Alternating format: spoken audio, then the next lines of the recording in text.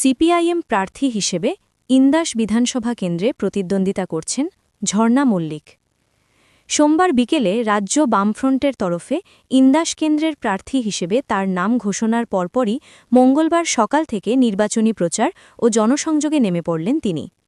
এদিন ইন্দাস বাজারে প্রচার কর্মসূচি ফাঁকে সিপিআইএম প্রার্থী ঝর্ণা মল্লিক বলেন, মানুষের মধ্যে ব্যাপক সাড়া পাচ্ছি। তৃণমূল বিজেপির এই দুই দলের প্রতি সকলেই বীতশ্রদ্ধ, সে কারণেই এখন মানুষ লাল ঝান্ডার প্রতি আস্থাশীল হচ্ছেন বলে তিনি জানান। অনেক সাড়া পাচ্ছি এবং মানুষ চায় লাল ঝান্ডাকে আবার নিয়ে আসতে, এবং যা দুর্নীতি চলছে তৃণমূল বা বিজেপি শাসক দলেরা একবারে অস্থির করে দিচ্ছে।